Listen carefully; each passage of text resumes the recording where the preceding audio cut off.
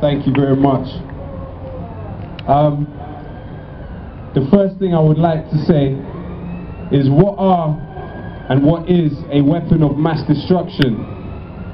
A weapon of mass destruction is the depleted uranium, which means that babies being born today in Iraq are born with 2 heads.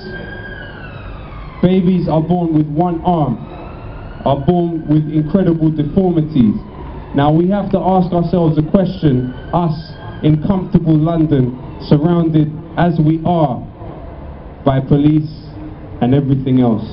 Would we accept that for our children, and why is it we expect other people to accept that for theirs? It's really simple. Do you think unmanned drones are weapons of mass destruction? Unmanned drones which are dropping bombs on Yemen, on Somalia, on Pakistan, on Afghanistan, on Libya, on Iraq. That is a weapon of mass destruction, real mass destruction. And all of this talk about democracy, let me ask you a question. Is a country that goes to war and sends its sons to kill and die against the will of a majority of its population a democracy? Is that democracy when over 1 million people take to the streets and tell you we don't want you to do this, and you go ahead and you do this?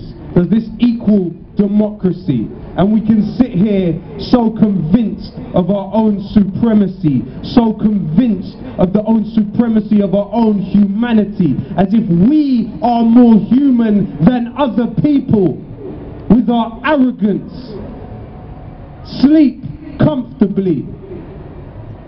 This is being done in our name.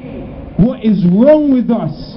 How have we allowed this to become so normal and normalized? Shame upon us for allowing this to take place and living with this. We need to understand that humanity is one body. Humanity is one body. We are not independent of any other part of that body, much less living in the country which defined the borders of Afghanistan over 100 years ago and defined the borders of Iraq less than 100 years ago. We are independent from no one. We have to take this in our own hands and take control of this situation, because it is clear there are people who are working against the interests of humanity.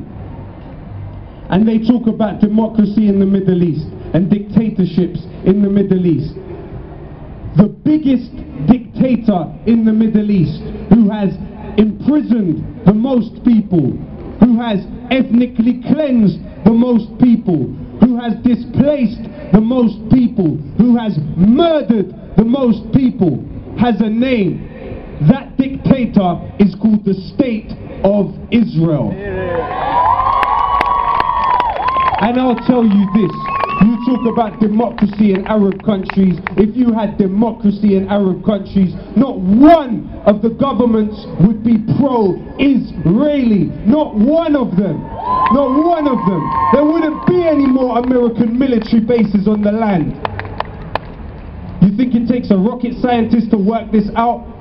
Look at the chants that people are chanting on the street, even in Tunisia. What are they talking about? They are not talking about peace and love with the State of Israel. It has tortured our people. What do you expect from people?